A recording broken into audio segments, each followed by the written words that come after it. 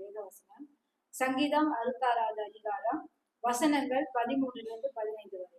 சங்கீதம் 66வது அதிகாரம் வசனங்கள் 13-15 வரை. சர்வங்க தகன பலிகளோடு உமது ஆலயத்துக்குள் பிரவேசிப்பேன். என் இக்கட்டில் நான் என் உதடுகளை திறந்து என் பொருத்தனைகளை உமக்கு செலுத்துவேன். ஆட்டுக்கடாக்களின் நிலப்பூகையுடனே கொழுமையானவைகளை உமக்கு தகனபலியாக இடுவேன். காளைகளையும் செம்மறி ஆட்டு கடாக்களையும் உமக்கு வழியிடுவேன். ஆமென். கர்த்தர் தாமே வசனத்தோடு நம்மோடு பேசுவார். This scripture reading is taken from Psalm 66 verses 13-15. I will go into your house with burnt offerings. I will pay you my vows, which my lips have uttered and my mouth spoken when I was in trouble. I will offer you burnt sacrifices of fat animals with a sweet aroma of ram. I will offer you bulls with goats. May the good Lord add his blessings upon the reading today. Amen. Amen. அப்படியே கண்களை மூடி ஜெபம் செய்வோம். உங்க மத்தியிலே தேவ வார்த்தையை பிரசங்கிக்கும்படி எனக்கு கொடுத்த கிருபைக்காகவும் நன்றி. இது ஒரு பெரிய ஒரு வார்த்தை, பெரிய ஒரு காரியத்தை தேவன் நம்ம மத்தியிலே பேசணும் என்று இந்த வார்த்தையின் மூலியமாக கொடுத்திருக்கிறார். கவனமாக கேளுங்கள். திடீர்னு அந்த வார்த்தையை கேட்டாரு, ஐயோ என்னமோ சொல்றாரு அப்படின்னு. ஆனா பெரிய ஒரு காரியத்தை ஆசீர்வாதத்தை கொடுக்கும்படி தேவன் இந்த வார்த்தையின் மூலியமாக நம்மளோட பேச போகிறார். ஓகே, பேசுகிறதுக்காக கண்களை மூடி தேவனை நோக்கி பார்ப்போமாக. ஆண்டவரே, தேங்க்யூ லார்ட் ஜீசஸ். இதோ இந்த கால வேலைக்காவும் நன்றி, இந்த ஆராதனைக்காவும் நன்றி. விடுதலையோடு உம்மை ஆராதிக்கும்படி தொழுது கொள்ளும்படி ஐயா நீர் ஒரு பெரிய ஒரு கிருபையும் ஆசீர்வாதத்தையும் தந்தீர். அதுக்காகவும் கூட நன்றி நன்றி ஐயா. இந்த சபையிலே கூடி வந்தது உங்க கிருபையப்பா. இதுவும் பெரிய ஒரு ஆசீர்வாதம் ஆண்டவரே. இதோ புறப்பட்டு வந்த வசனத்துக்காகவும் கூட நன்றி. இந்த வசனத்தின் மூலியமாக எங்களோடு பேசுகிறேன், எங்களை பலப்படுத்துகிறேன். இந்த வார்த்தைக்கு ஒப்பு கொடுக்கும்படி, உங்க சத்தத்துக்கு செவி கொடுக்கும்படி கிருபை செய்யும், வழி நடத்தும், ஆசீர்வதியும். இங்க உங்க நாமம் மட்டுமே மகிமைப்படுகிறதுக்காகவும் கூட நன்றி செலுத்துகிறோம், தாழ்த்துகிறோம், ஒப்பு கொடுக்கிறோம். இயேசுவின் நாமத்தில் எடுக்கிறோம் பிதாவே, ஆமென் ஆமென். தேவஜனமே, இந்த புறப்பட்டு வந்த வசனத்தை கொஞ்சம் தியானித்து பார்ப்போம். I will go into your house with burnt offerings. அதாவது இப்ப இண்டிவிஜுவலா நம்மள சொல்றது என்ன சொல்றோம்னா, I will go, நான் போவேன், சர்வாங்க தகன பலிகளோடு உமது ஆலயத்திற்குள் பிரவேசிப்பேன். Okay, I will go into your house with burnt offerings. I will pay you my vows. அதாவது தேவனுக்கு ஒரு பொருத்தனையை செய்தேன், அந்த பொருத்தனையை நான் நிறைவேற்றுவேன் என்று அந்த வசனம் சொல்லுகிறது. அதோட சொல்லுது, which my lips have uttered and my mouth has spoken when I was in trouble. பாருங்க, என் இக்கட்டில் நான் என் உதடுகளை திறந்து என் வாயினால் சொல்லிய என் பொருத்தனைகளை உமக்கு செலுத்துவேன் என்று சொல்லுகிறார். சொல்லி அதுக்கு பாத்தீங்கன்னா, I will offer you burnt sacrifice of fat animals with the sweet aroma of rams. I will offer bulls with goats. நான் எப்படியாக தேவனை அந்த தகன பலியினால் ஆராதிப்பேன், அதை செலுத்துவேன் என்று இங்க சொல்லுகிறது. ஆனா இதுல முக்கியமான என்ன காரியம்னா, இந்த வாவ், ஒரு பொருத்தனையை நான் தேவனுக்கு செய்தேன். அதை எப்ப செய்தேன்? I made a vow to the Lord. And when did I make the vow? அங்கன்னு பாத்தீங்கன்னா, when I was in trouble. ஒரு சூழ்நிலை, ஒரு இக்கட்டான ஒரு சூழ்நிலை, ஒரு வேதனையான ஒரு சூழ்நிலை, ஒரு கண்ணீரான ஒரு சூழ்நிலை, நான் நடந்து போகும் அந்த சூழ்நிலை, நான் தேய்ப்பனா, நான் தோத்து போயிருவனா என்று கண்ணீரோடு இருக்கிற அந்த சூழ்நிலையில நான் தேவனுக்கு ஒரு பொருத்தனையை செய்தேன். என்ன பொருத்தனை எனக்கு தெரியாது. ஆனா இங்க அந்த சங்கீதத்தை எழுதினவர் சொல்றாரு, நான் ஒரு பொருத்தனையை செய்தேன். அந்த வேதனையின் மத்தியிலே, அந்த கஷ்டத்தின் மத்தியிலே, I made a vow to the Lord. And today I'm coming to the church or to தேவனோட ஹவுஸ்க்கு, I'm coming to your house to fulfill the vow. அது அந்த பாத்தீங்கன்னா, இது மத்தவங்க எனக்கு செய்த பொருத்தனை அல்ல. ஏன்னா அங்க வசனம் சொல்லுது which my lips have uttered, என் வாய் அதை uttered. இங்க இங்கிலீஷ்ல ரெண்டு வார்த்தை சொல்லுது, my lips have uttered and my mouth has spoken. Okay, ரெண்டு வார்த்தை uttered and spoken. இந்த uttered and spoken இன்னும் கொஞ்சம் தியானித்து பார்த்தோம்னா, சூழ்நிலை ஒரு பெரிய வேதனையான சூழ்நிலையில என் லிப்ஸ் டக்குன்னு சொல்லிடுச்சு, யோசிக்கவே இல்லை. ஐயோ இதை என்னால செய்ய முடியுமா, இதை முடியுமான்னு தெரியல, ஆனா சொல்லிவிட்டேன். அத சொன்னத, ஏன்னா அந்த வேதனையில நின்று போயிட்டு இருக்கிறனால என் வாய் இப்ப அதை கன்ஃபார்ம் பண்ணுது. ஓகே, ஸ்போக்கன்னா என்னன்னா, இது இந்த உடது திடீர்னு சொல்லிடுச்சு, ஆனா அந்த வாய் அதை தொடர்ந்து உறுதிப்படுத்துகிறது. இல்ல Lord Jesus, I will do this, I will give this because I want to be delivered from my problem. இந்த ப்ராப்ளத்துல நான் போயிட்டு இருக்கிறனால எனக்கு நீர் விடுதலை கொடுக்கும் போது நான் இதை செய்வேன் என்று அந்த வார்த்தை சொல்லுகிறது. பொருத்தனை செய்கிறது நல்லதா?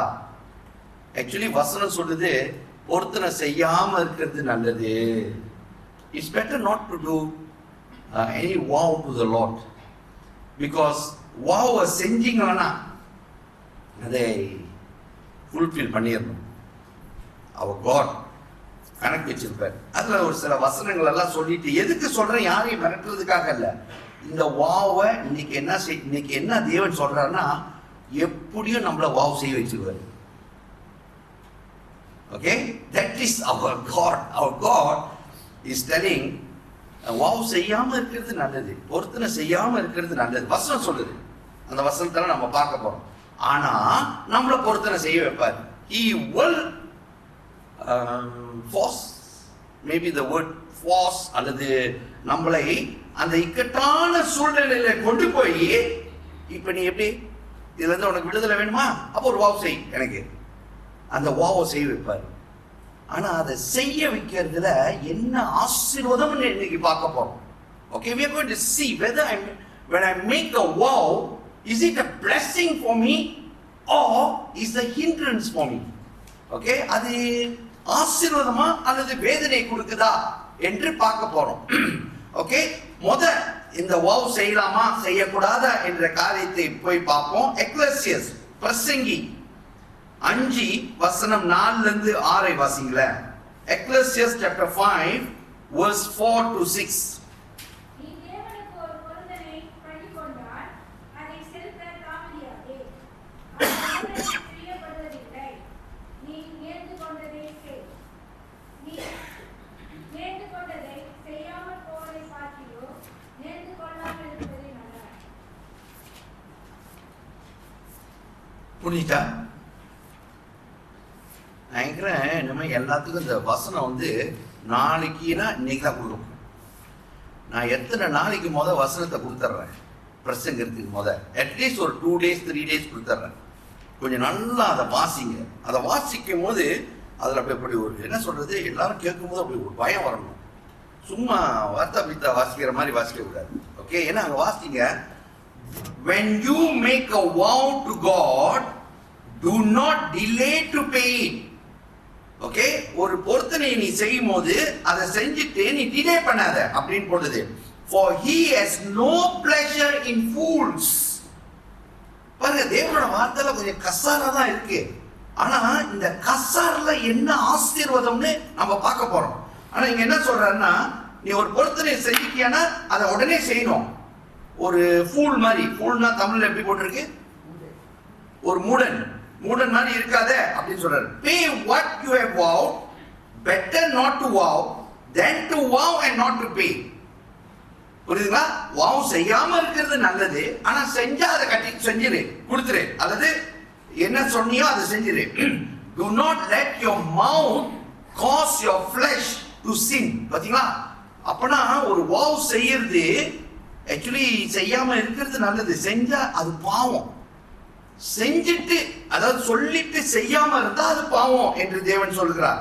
Not say before the messenger of God that it was an error. ஐயோ நானே ராங்கா செஞ்சு சொல்லிவிட்டல, ஏன்னா அந்த சூழ்நிலை நடந்து போனா அதனால சொன்னா அது ராங்லா, சாரிலா, அதெல்லாம் நடக்காது இயேசுகிட்ட. அதனால தான் சொன்னாரு. ஏன்னா அந்த சூழ்நிலையில போக வைக்கிறாரு. போகும்போது வாய் என்ன சொல்லிருச்சு, லிப்ஸ் என்ன சொல்லிருச்சு, கட கட கடன்னு ஆடிடுச்சு. ஆடுனோட உறுதியா சொல்லிட்டோம், okay I will do it.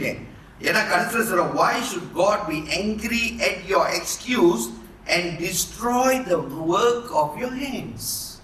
பாத்தீங்களா, இவர் இயேசுகிட்ட போய் இந்த எக்ஸ்கியூஸ் எல்லாம் சொல்ல முடியாது, சொல்லிட்டா செஞ்சிடணும்.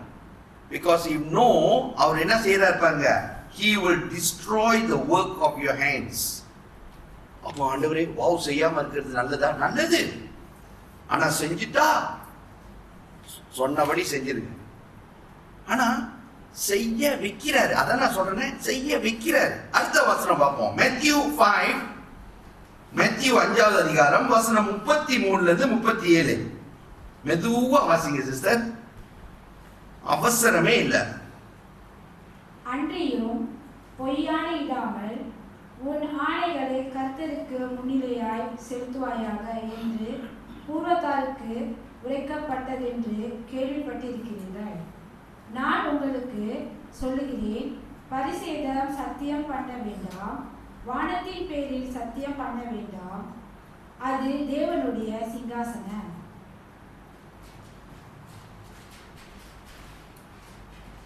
பூமியின் பேரிலும் சத்தியம் பண்ண வேண்டாம், அது அவருடைய பாதப்படி. எருசலேமின் பேரிலும் சத்தியம் பண்ண வேண்டாம், அது மகாராஜாவினுடைய நகரம். உன் சிரசின் மேல் சத்தியம் பண்ண வேண்டாம், அதில் ஒரு மயிரையாவது வெண்மையாக்கவும் கருமையாக்கவும் உன்னால் கூடாதது. உள்ளதை உள்ளதென்றும் இல்லாததை இல்லாதென்றும் சொல்லுங்கள், இதற்கு மிஞ்சினது தீமையினால் உண்டாயிருக்கும். ஆமென். பாருங்க, அங்க தேவன் சொல்றாரு, இந்த என்னது, ஹெவன் மேல ப்ராமிஸ் பண்ணாதீங்க, எர்த் மேல ப்ராமிஸ் பண்ணாதீங்க, அல்லது தேவனோட பலிப்பிடத்துல ப்ராமிஸ் பண்ணாதீங்க, அல்லது உங்க தலை மேலேயே கை வச்சு சத்தியம் சொல்லாதீங்க சொல்லிட்டே வர்றாரு.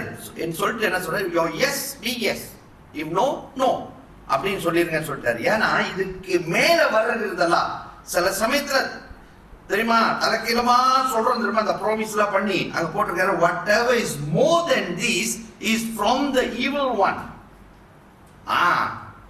ஏன்னா அவன் தான் எப்படியாச்சும் உங்களை இதுக்கு மேல ஏதாச்சும் சொல்ல வச்சு உங்களை தாக்கி விடுறான். ஏன்னா வசனம் சொல்லுது, நீ சொன்னதை செய்யலன்னா உன் கை வேலையை தேவன் ஆசீர்வதிக்க மாட்டாரு. ஓகே, சொல்லிட்டாரு. அடுத்த வசனம் வாசிப்போம். Numbers 30 verse 2. நம்பர் வந்து என்னாகமும் 30 வசனம் 2. ஒருவன் கர்த்தருக்கு யாதொரு பொருத்தனை பண்ணினாலோ அல்லது யாதொரு காரியத்தை செய்யும்படி ஆணையிட்டு தன் ஆத்மாவை நிபந்தனைக்குட்படுத்தி கொண்டாலோ அவன் சொல் தவறாமல் தன் வாயிலிருந்து புறப்பட்ட வாக்கின்படி எல்லாம் செய்ய கடவன். ஆமென். தேவஜனமே, மறுபடியும் தேவன் சொல்லுகிறார், நீ சொன்னதை, அதனால தான் நான் சொன்ன, இந்த வாய் இந்த உடது தொடர்ந்து சொன்னதை செஞ்சிடணும். Because you promise to the Lord. நான் யோசிச்சேன் பரவாயில்ல, நான் சிந்திச்சேன், இட்ஸ் ஓகே. ஆனா இந்த உதடு திறந்து வாய் சொல்லிருச்சு செய்யறேன்னு, செஞ்சிருங்க. இல்லைன்னா செய்ய வைப்பாரு. ஓகே, இல்லைன்னா ஆசீர்வாதத்தை காண முடியாது. கடைசியாக டிட்ரோனமி. கடைசியாகனா இந்த வாவை பத்தி. ஏன்னா அவர் தான் நினைப்பீங்க, ஐயோ பாஸ்டர் கடைசி சொல்லிட்டு இன்னும் பேசிக்கிட்டே இருக்கிறாரு. டிட்ரோனமி 23, உபாகமம் 23 வசனம் 21ல இருந்து 23. நீ உன் தேவனாகிய கர்த்தருக்கு பொருத்தனை பண்ணியிருந்தால் அதை செலுத்த தாமதம் செய்யாதே. உன் தேவனாகிய கர்த்தர் அதை நிச்சயமாய் உன் கையில் கேட்பார், அது உமக்கு பாவமாகும். நீ பொருத்தனை பண்ணாதிருந்தால் உன்மேல் பாவம் இல்லை. உன் வாயினால் சொன்னதை நிறைவேற்ற வேண்டும். உன் தேவனாகிய கர்த்தருக்கு உன் வாயினால் நீ பொருத்தனை பண்ணி சொன்ன உற்சாக பலியை செலுத்தி தீர்ப்பாயாக. ஆமென். ஓகே, இங்க மறுபடியும் தேவன் சொல்கிறார், உன் வாயினால் நீ தேவனுக்கு உற்சாகமா சொன்னல அதை செஞ்சிரு, ஏன்னா இல்லைன்னா அது பாவம் அப்படின்னு சொல்றாரு. சரி, இன்னைக்கு பைபிள்ல இருந்து 2 பேரை பார்க்க போறோம். இந்த அதாவது என்ன சொல்றது, இந்த பொருத்தனை செய்து அவங்க அதை செஞ்சாங்களா, அதனால அவங்களுக்கு என்ன வந்துச்சு, என்ன ஆசீர்வாதம் வந்துச்சு. இப்போ எக்ஸாம்பிள் நான் பொருத்தனை நம்ம எப்போ பொருத்தனை செய்யறோம்னா, ஜஸ்ட் சே நான் எக்ஸாம்ல பாஸ் பண்ணணும், I must pass my exam, I make a vow to the Lord. Exam pass பண்ணியாச்சு, அப்ப அதுக்கு நோ பிளஸிங்கா? There is something more in this promise which you make to the Lord. அங்க அதுக்கு மேல ஏதோ ஒரு ஆசீர்வாதம் இருக்கு, அதை தான் இன்னைக்கு பார்க்க போறோம். எதற்காக, why God is leading us or forcing us into a situation and making you to vow. Okay, உங்களை அந்த சூழ்நிலைக்கு கொண்டு போய் அங்க ஒரு பொருத்தனையை செய்ய சொல்ற காரணம் என்ன, அதனால உங்களை எதுக்காக அந்த பொருத்தனை செய்ய சொல்லி, எதற்கு அந்த ஆசீர்வாதம், என்ன ஆசீர்வாதத்தை உங்களுக்கு கொண்டு வர போகிறார் என்று நம்ம பார்க்க போறோம். 2 பேரு நல்லா ஃபேமஸ் பேரு, யாக்கோப்பு, ஏனா. ஆனா தானே சொல்லுவீங்க, ஏனா சொல்லுவீங்களா, என்ன சொல்லுவீங்க? அண்ணா, அண்ணாள், தமிழ்ல அண்ணாள். ஓகே, யாக்கோப்போட கதை உங்களுக்கு தெரியும். யாக்கோப்பு, ஏசாவ், அண்ணன் தம்பிங்க 2 பேரு. இந்த யாக்கோப்பு ஏசாவுக்கு வர வேண்டிய ஆசீர்வாதத்தை அப்பாட்ட ஏமாத்தி வாங்கிடுவாரு. யாருனால? அவங்க அம்மானால. இதை ஏமாத்தி வாங்கினால ஏசாவ் ஆக்சுவலி அண்ணனுக்கு ரொம்ப கோபம் வந்துடும். இவனை கொல்ல போறேன் அப்படின்னு சொல்ற சத்தம் அம்மா காதல கேட்டு அம்மா சொல்லுவாங்க, நீ உடனே இங்க இருந்து கிளம்பு, ஓகே கிளம்பிடு.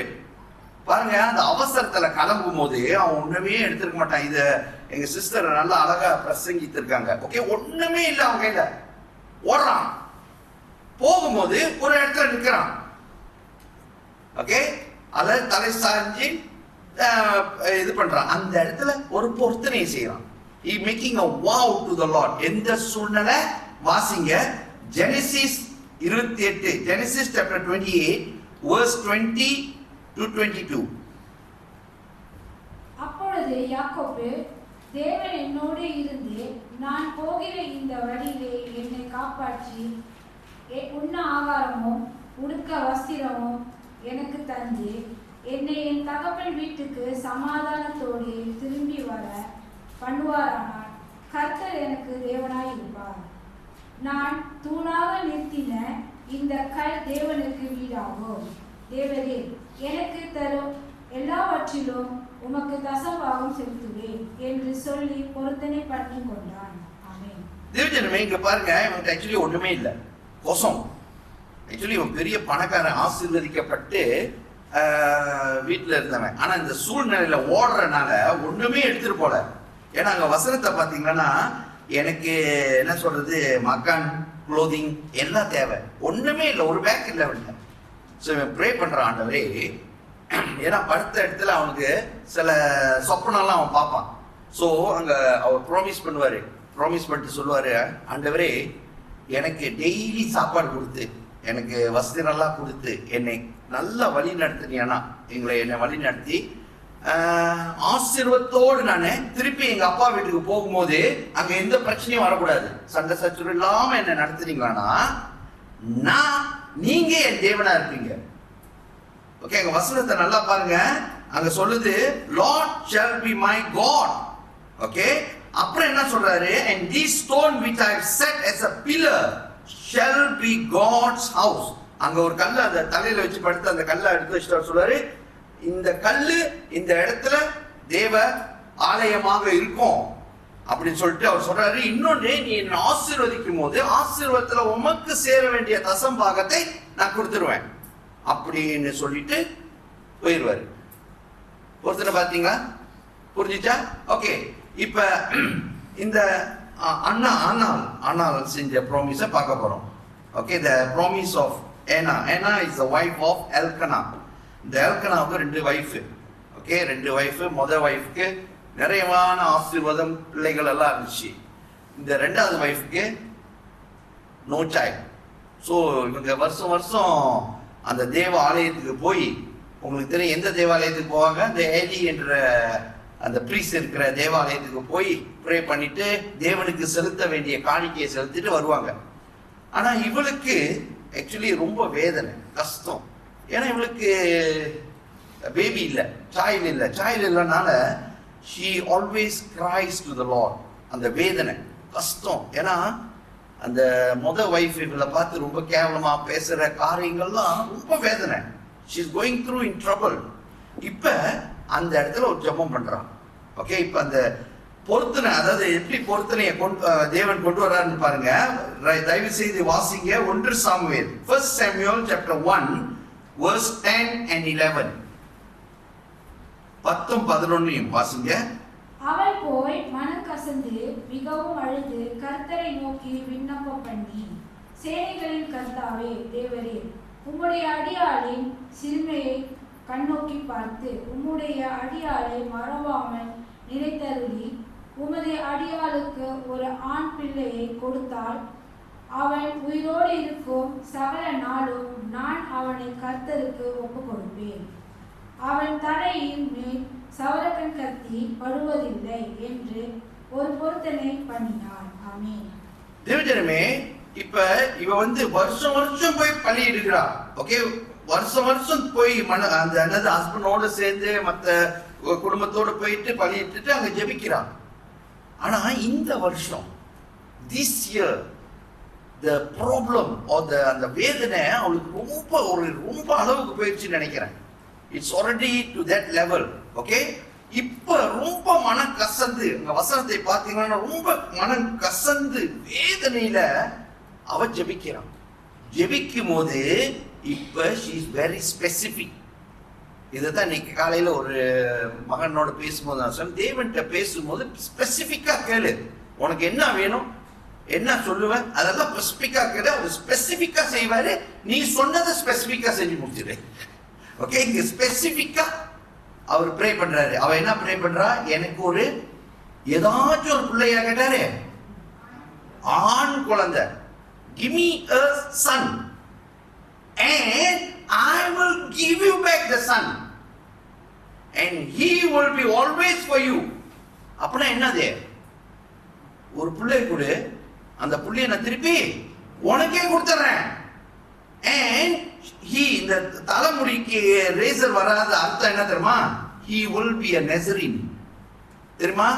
இந்த சாம்சன் உங்களுக்கு தெரியும், அந்த முடியல வல்லமே, அது மாதிரி he will. அது இன்னொன்று என்ன தெரியுமா? அந்த புள்ள இந்த திராட்சை ரசம் உள்ளதெல்லாம் குடிக்க முடியாது. anything to do with wine or anything cannot.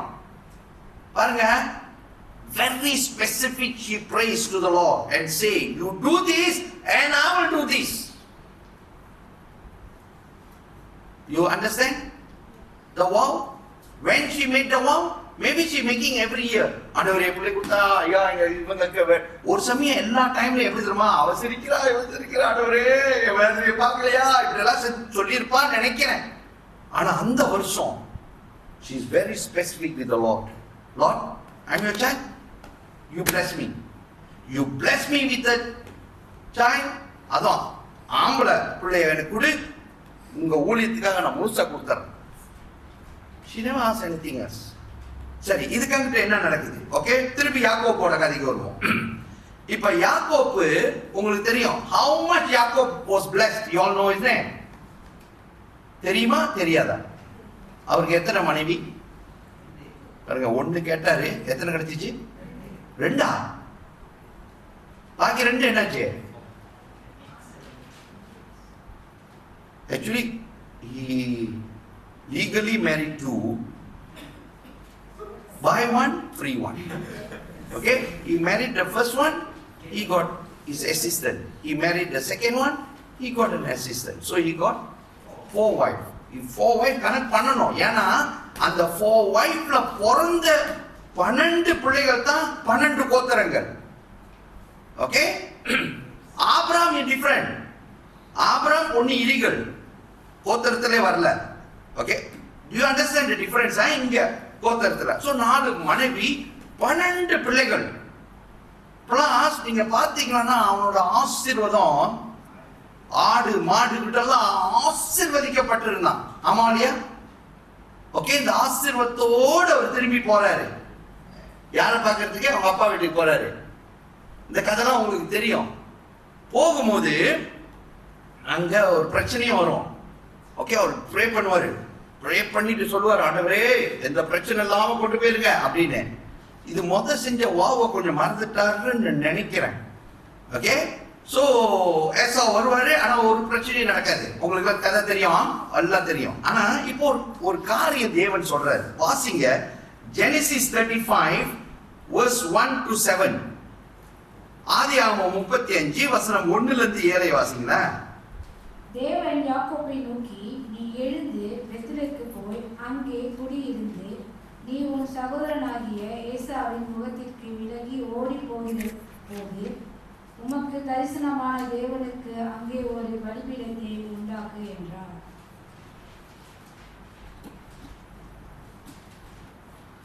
அப்பொழுது யாக்கோபு தன் வீட்டாரை தன்னோடு கூட இருந்த மற்ற அனைவரையும் நோக்கி, உங்களிடத்தில் இருக்கிற அந்நிய தெய்வங்களை விலக்கி போட்டு உங்களை சுத்தம் பண்ணி கொண்டு உங்கள் வஸ்திரங்களை மாற்றுங்கள். நான் எழுந்து பெத்லேக்கு போவோம், வாருங்கள். எனக்கு ஆபத்து நேரிட்ட நாளில் என் விண்ணப்பத்துக்கு உத்தரவு அருளி செய்து நான் நடந்த வழியிலே என்னோடு கூட இருந்த தேவனுக்கு அங்கே ஒரு பலிபீடத்தை உண்டாக்குவேன் என்றான். அப்பொழுது அவர்கள் தங்கள் கையில் இருந்த எல்லா அந்நிய தெய்வங்களையும் தங்கள் காதலிகளையும் யாக்கோபினிடத்தில் கொடுத்தார்கள். யாக்கோபு அவைகளை செக்கேம் ஊர் அருகே இருந்த ஒரு கர்வாலி மரத்தின் கீழ் புதைத்து போட்டான். பின்பு பிரயாணம் புறப்பட்டார்கள். அவர்களை சுற்றிலும் இருந்த பட்டணத்தாருக்கு தேவனாலே பயங்கரம் உண்டானதினால் அவர்கள் யாக்கோபின் குமாரரை பின் தொடராதிருந்தார்கள். யாக்கோபும் அவரோடு கூட இருந்த எல்லா ஜனங்களும் கானான் தேசத்தில் உள்ள பெத்தேல் எனும் லூசுக்கு வந்தார்கள். அங்கே அவன் ஒரு பலிபீடத்தை கட்டி தன் சகோதரனுடைய முகத்துக்கு தப்பி ஓடினபோது அங்கே தனக்கு தேவன் தரிசனமானபடியால் அந்த ஸ்தலத்திற்கு எல்பெத்தேல் எனும் பெயரிட்டார். ஆமென். தேவஜனமே, இந்த வசனத்தை ஏன் இவ்வளவு நீட்டா வாசிக்க சொன்னா, நீங்க பாத்தீங்கன்னா இப்ப அவன் பொருத்தனை செஞ்சது நினைக்கிறேன் 20 வருஷத்துக்கு ஏன்னா அங்க 20 வருஷம் ஸ்பெண்ட் பண்ணிட்டு தான் வருவாரு. நிறைய ஆசீர்வாதத்தோட வந்தவர இப்ப ஏசாவு கூடயும் சண்டை இல்ல, ரைட்டா இல்லையா? இவரு என்ன சொன்னாரு, எனக்கு இதெல்லாம் நீ செஞ்சானா நீ என் தேவனா இருப்பாய். You will be my God, my Lord, and I will build a altar for you or a temple for you, and I will give whatever the 10%. Promise பண்ணிட்டாரு. இவர் ஆசீர்வாதத்தை பெற்றோரை கொஞ்சம் மறந்துட்டாருன்னு நினைக்கிறேன். ஏன்னா இங்க தேவன் என்ன சொல்றாருன்னா, இங்க பாருங்க, then God said to Jacob, arise, go to Bethel and dwell there and make an altar there to God who appeared to you when you fled. பத்தியா, நீ ஓடும் போது நீ சொன்னல அந்த இடத்துல அதை நினைவு கூறுகிறார். ஆக்சுவலி நீங்க வாவு செய்யக்கூடாது, செஞ்சா தேவன் கோவப்படுவாரு அப்படியெல்லாம் படிச்சுமா இல்லையா? ஆக்சுவலி ரொம்ப கோவப்படல, ரொம்ப அமைதியா சொல்றாரு, ஐயா நீதார ப்ராமிஸ் பண்ண, எந்திரிச்சு போய் சொன்னதை செய் அப்படின்னாரு. நல்ல வேலை. இவன் எப்படி தெரியுமா, நான் எப்ப சொன்னேன் அப்படியெல்லாம் ஒண்ணும் சொல்லாம, டே எல்லாம் எந்திரிங்க, உங்க கையில உள்ள எல்லா அந்நியர் தேவனைகளை அப்படின்னா எங்க வணங்க போயிட்டாங்க, அந்நியர் தேவனை வணங்க போயிட்டாங்க. வஸ்திரம்லாம் பயங்கரமான வஸ்திரங்கள்லாம் போட்டு, எப்படி அப்படின்னு தெரியாதுல்ல, அந்த வஸ்திரங்கள்லாம் அங்க போட்டிருக்கு, எல்லாத்தையும் மாத்தி அந்த அந்நிய தேவன் எல்லாத்தையும் எடுத்து ஒரு மூட்டை கட்டி ஒரு மரத்துக்கடியில புதைச்சி இப்ப பரிசுத்தத்தோடு ஆலயத்துக்கு போறாங்க. அங்க ஒரு காரியம் நடக்குது, நீங்க அதை கவனிங்க. தேவன் சொன்னார், நீ வாவு செஞ்சுட்டு செய்யலன்னா உன் கை வேலையை அடிச்சிருவேன்னு சொன்னவரு இங்க பாருங்க என்ன செய்யறாருன்னு. And they journeyed, and the terror of God was upon the cities that were all around them. அவங்கள சுத்தி இருந்த சிட்டிஸ்கெல்லாம் டெரர் பயங்கரம் நடக்குது. ஆனா இவர்களையோ தொடரல. ஆக்சுவலி யார தொடரணும், இவங்களதான் தொடரணும். ஏன்னா தேவன் சொல்ற வாவு செஞ்சுட்டு செய்யலன்னா உன் கை வேலையை ஆசீர்வதிக்க மாட்டேன் என்று சொன்னவர் ஆக்சுவலி தேவன் என்ன செய்யறாரு தெரியுமா, கொஞ்சம் காட்டுறாரு, என்னோட பவர் எவ்வளவு தெரியுமா, நீ பாரு, நீ இப்படி போயிட்டு இருக்க, உன் சுத்தி நடக்கிறத பாரு, ஆனா இது ஒன்ன தொடராது, நீ சொன்னதை போய் செஞ்சிரு. அதே மாதிரி அவன் செஞ்சான். ஓகே, அவன் வாவை ஃபுல்ஃபில் பண்ணனான். எங்க அந்த கல்லு வச்சானோ அந்த கல்லுல அவங்க ஒரு ஆலயத்தை கட்டனான். ஆக்சுவலி பைபிள்ல நீங்க எந்த இடத்துல தேடி பார்த்தாலும் அவன் அந்த 10% கொடுத்தானா? இல்ல, வார்த்தை இல்ல. அப்பா தப்பிச்சிட்டான் அவன், இல்ல. ஏன்னா நீங்க பாத்தீங்கன்னா அங்க ஒரு ஆலயத்தை கட்டணும், கட்டுறது ஃப்ரீயாவா கட்டியிருப்பாங்க? எவ்வளவு காசு வெளியாக்கி இருப்பான்? ஒரு சமயம் நான் நினைக்கிறேன் அவனோட 10% அதில் போயிடுச்சு. அவன் சொல்லியிருப்பான், ப்ளீஸ் ஹெல்ப் மீ அப்படின்னு இருப்பான். கர்த்தர் சொல்றாரு, okay I forgive you, you do this அப்படின்னு. ஆனா அன்னைக்கு தேவனை ஏற்றெடுத்தவன், my lord you will be my லார்ட்னு சொன்னவன், அதுல இருந்து நீங்க வசனத்தை மாற்றீங்கன்னா அவன் ஃபுல்லா கர்த்தருக்காகவே இருந்தா, அந்த 12 பிள்ளைகளையும் கர்த்தருக்காகவே வளர்த்தான். எகிப்து நாட்டுக்கு போனான், அங்கேயும் தேவனோட நாமத்தை மகிமைப்படுத்தும்படி ஒரு மகனாக நின்றான். இது ஆசீர்வாதம். and his blessing, நான் இது சொல்ல வேண்டாம், ஏன்னா எங்க சிஸ்டர் இதை குறித்து பிரசங்கிச்சிருக்காங்க. கொஞ்சம் ஆசீர்வாதமா, பெரிய ஆசீர்வாதமா? பெரிய ஆசீர்வாதம். நினைக்கிறேன் அவன்கிட்ட எந்த ஆசீர்வாதம் மாதிரி யார்கிட்டயும் இல்லை. ஆக்சுவலி ஆசீர்வாதம் நான் சொல்லும் போது பஞ்ச காலத்துல எல்லாம் அவன் போனான் பிரச்சனையா, ஆனா அவன்கிட்ட இருந்த ஆசீர்வாதம் நிறைவான ஆசீர்வாதமாக இருந்துச்சு. ஓகே, ஏன்னா நீங்க பாத்தீங்கன்னா பண கட்டுகளை கொடுத்து போய் ஜாமான் வாங்கிட்டு வர சொல்லுவான். அப்பனா எவ்வளோ வச்சிருந்திருப்பான். போகும்போது அவங்ககிட்ட இருந்த திராட்சை பழம், இந்த பழம் எல்லாம் மத்ததெல்லாம் இருந்துச்சு, சாப்பிடுறதுக்கு சோறு தான் இல்லை போல இருக்கு. அல்லது அந்த என்ன சொல்லுவாங்க, அந்த ஐ ஃபாலோவிங் மீ. ஆனா அதை வாங்குற அளவுக்கு தேவன் அவரை ஆசீர்வதித்திருந்தார். ஆனா கீழ்ப்படியும் போது, ஓகே, கீழ்ப்படிந்து அந்த காரியத்தை செய்யும் போது அவன் ஆசீர்வதிக்கப்பட்டான். நான் இன்னொன்னு சொல்றேன் பாருங்க, his blessing. ஓகே, நீங்க வாசிங்களா, his blessing. ஜெனிசிஸ் 30:43 வாசிங்களா. Genesis chapter 30 verse 43. இவ்விதமாய் அந்த புருஷன் மிகவும் விருத்தி அடைந்து திரளான ஆடுகளும் வேலைக்காரிகளும் வேலைக்காரரும் ஒட்டகங்களும் கழுதைகளும் உடையவனானான். ஆமென். பாத்தீங்களா? You see, he made a promise to the Lord, what he needs only makan and my clothing. இது மட்டும் எனக்கு இருந்துச்சுன்னா நான் திருப்பி போயிட்டு திருப்பி எங்க அப்பா வீட்டுக்கு போகும்போது எந்த பிரச்சனையும் இல்லைன்னா போதும், அவ்வளவுதான் கேட்டான். ஆனா அந்த வாவை கூட இன்னும் ஃபுல்ஃபில் பண்ணல. தேவன் அவரை எவ்வளவு ஆசீர்வதித்தாரு, நிறைவான ஆசீர்வாதம், பரிபூர்ணமான ஆசீர்வாதம். Okay, the blessing just comes to him and from that day, ஒரு சமயம் கொஞ்சம் மறந்து போயிருந்தா கூட தேவன் அதை நினைவு மூட்டினார். உடனே அதை போய் ஃபுல்ஃபில் பண்ணி அதை செஞ்சனால அவன் ஆசீர்வதிக்கப்பட்ட மகன். அவன் கேட்டது மட்டும் இல்ல, கேட்கறதுக்கு மேலாக தேவன் ஆசீர்வதித்து கொடுத்தார். நான் இப்ப சொன்னது புரிஞ்ச உங்களுக்கு? You see, when you make a vow, you are making a small thing only. But because of your small thing, and you fulfill the small thing, God opens the heaven and blesses you. You know why? Because he say, my son, my daughter who promised, who went through into that problem. Actually அவர் அந்த ப்ராப்ளத்துக்குள்ள நம்மளை நடத்தி கொண்டு போறாரு, வேற வழி இல்லை. ஏன்னா wow செய்ய சொல்றாரு. வாவ் செய்யலன்னா இன்னொன்னு என்னன்னா, நம்ம ரொம்ப ஃப்ரீயா நடந்துட்டு இருக்கோம், இஷ்டத்துக்கு எது வேணாலும் செய்வோம். ஆமா இல்லையா? இப்போ எக்ஸாம்பிள் வாவ் செய்யறோம், வாவ் செஞ்சோட ஐயோ ஐயோ நான் செஞ்சாவணுமே, ஐயோ நான் செஞ்சாவணுமே, நான் திசை மாறி போயிருவேன். ஸோ அதனால அந்த சூழ்நிலைக்கு கொண்டு போய் வாவ் செய்ய வைக்கிறாரு. ஆனா செய்யறதுல பெரிய ஆசீர்வாதம் தேவஜனமே. யார் இன்னும் வாவ் செய்யல, பொருத்தனை செய்யல, ஒழுங்கா நீங்க செஞ்சிருங்க. ஏன்னா பெரிய சூழ்நிலைக்கு போய் செய்ய வைக்கிறதோட இது எப்படி இருக்கும்? நான் சொல்றது புரியுதா? இப்பயே கையெடுத்து, ஆண்டவரே என்ன வாவ் நான் செய்யணும் ஐயா, இப்பயே சொல்லிருக்கேன், ஏன்னா அந்த பிரச்சனைகளுக்கு கொண்டு போகாது, தாங்காது,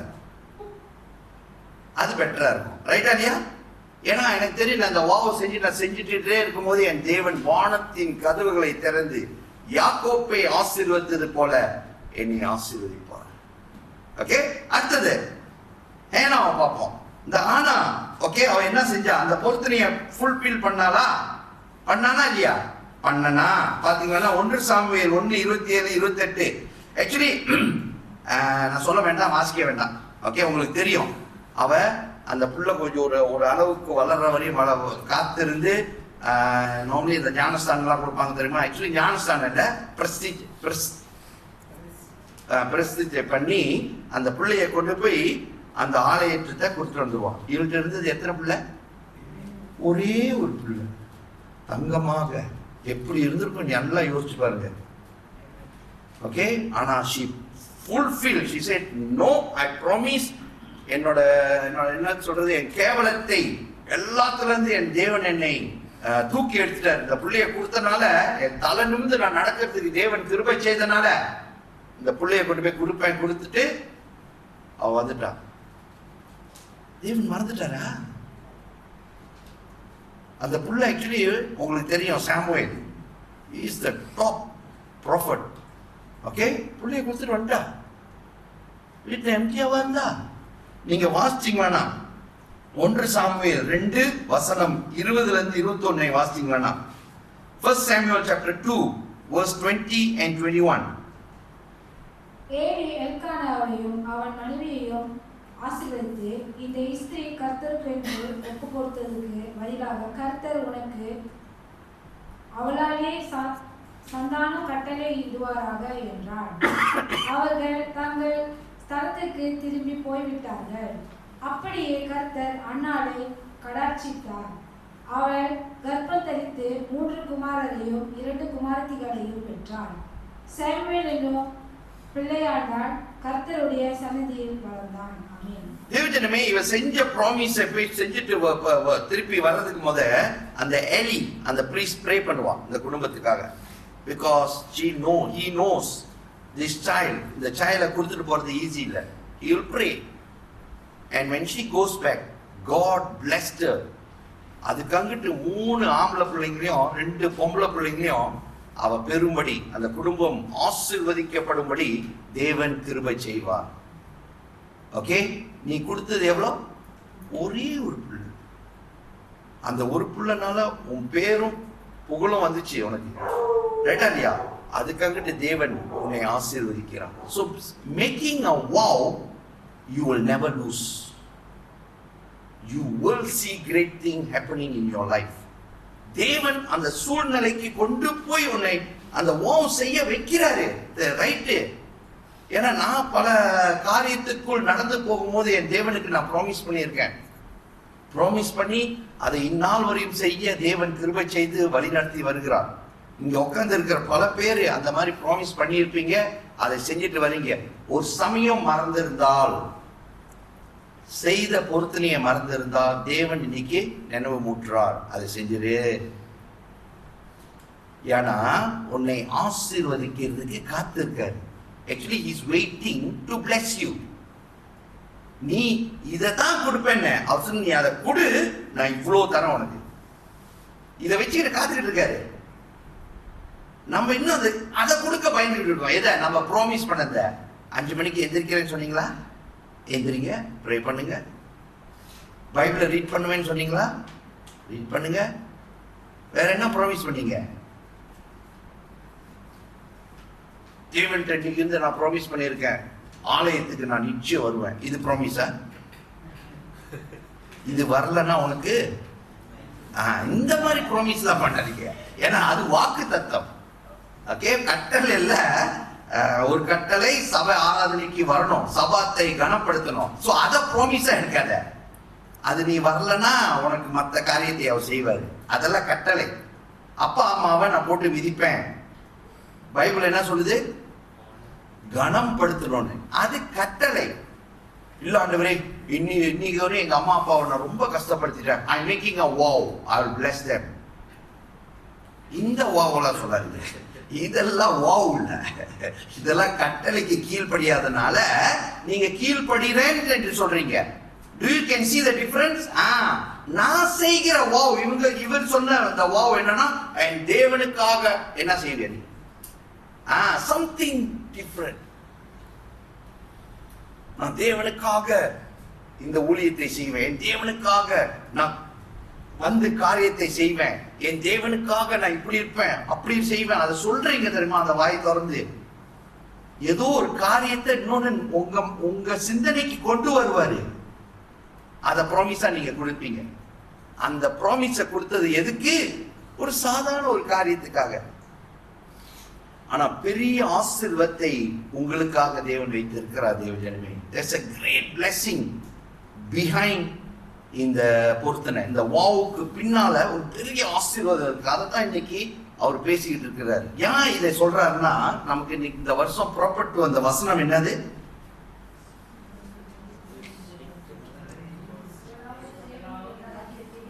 முதலாவது தேவ ராஜ்யத்தையும் அவரோட நீதியும் தேடுங்கள், இவை எல்லாம் கூட்டி கொடுப்பேன் என்று சொன்னாரு. இவை எல்லாம் கூட்டி கொடுக்கிறதுக்கு அங்க தடை வருது.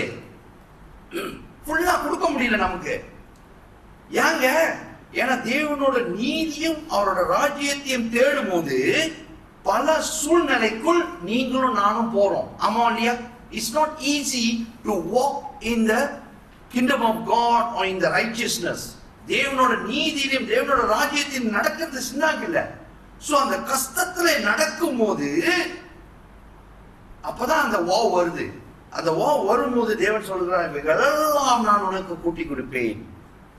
நீ கேட்டதுக்கும் நீ ஜெபிச்சதுக்கும் மேலாக நான் உன்னை ஆசீர்வதிப்பேன் என்று தேவன் சொல்கிறார். யாக்கோபை எப்படி தேவன் ஆசீர்வதித்தார், அதுக்கு மேலாக உங்களை ஆசீர்வதிக்கிறதுக்கு தேவன் காத்து கொண்டிருக்கிறார். தேவஜனமே, so whatever vow you have made, please fulfill. Whatever, if you're not done, please do something, because there's a great blessing coming for you and God want to bless you. Okay?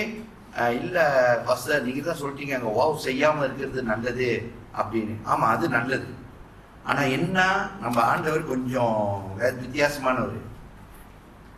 நீ ஒன்னும் சொல்ல மாட்டேற, ஒன்னும் செய்ய மாட்டேற, எனக்குன்னு ஒரு wow செய்ய மாட்டேற, நெல் ஒன்னு இதுல சூழ்நிலை கொண்டு போறேன்னு சொல்லி அந்த சூழ்நிலை லேசா தள்ளி விட்டு அப்படியே பார்த்துட்டு இருப்பாரு. நம்ம தேவன் அவ்வளவு கஷ்டமா, அவன் அவ்வளோ கோபம் உள்ளவரா? கோபம் இல்ல. Actually he want to bless you, but you don't want.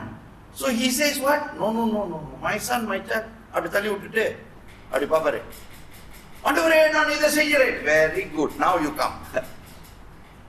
Okay, வந்து உன்னை நிறைவாக ஆசீர்வதித்து வழி நடத்துவார். ஒரே ஒரு வசனத்தை சொல்லி முடிக்கிறேன். ஹீப்ரு 6:10. Hebrew chapter 6 verse 10. ஏனென்றால் உங்கள் கிரியையும் நீங்கள் பரிசுத்தவான்களுக்கு ஊழியம் செய்து வருகிறதினாலும் தமது நாமத்திற்காக காண்பித்த அன்புள்ள பிரயாசத்தையும் மறந்து விடுகிறதுக்கு தேவன் அநீதி உள்ளவர் அல்லவே. தேவஜனமே, கர்த்தர் ஒரு வாக்குத்தத்தம் அல்லது ஒரு ப்ராமிஸை சொல்றாரு. இங்க பாருங்க, whatever you all are doing, whatever we are doing, a small work for God, a small ministry for God, God will never forget. He is not a God who ignores you. He is a God who sees that and He will bless you.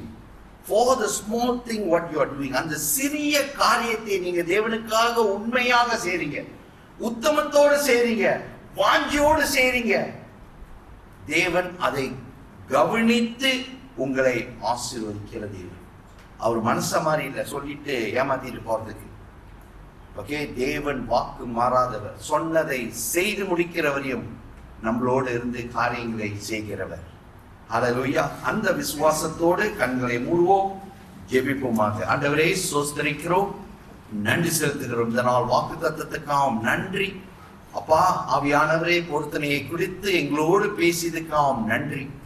செய்த பொருத்தனையை நாங்கள் நிறைவேற்றும்படி எங்களுக்கு கிருபை செய்கிறீர், எங்களை வழி நடத்துகிறீர், எங்களை ஆசீர்வதிக்கிறீர்.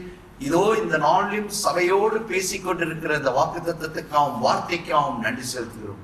தொடர்ந்து கரங்களை பிடித்து வழி நடத்தும் ஐயா. உமக்கே எல்லா துதிகன மகிமையும் செலுத்துகிறோம். ஆசீர்வாதத்தை எடுத்துக்கொள்கிறோம். இயேசுவின் வாக்கு மாறாத நாமத்தில் எடுக்கிறோம் பிதாவே, ஆமேன் ஆமேன். பாருங்கள் தேவஜனமே, நம்ம எல்லாம் எழுந்து நின்று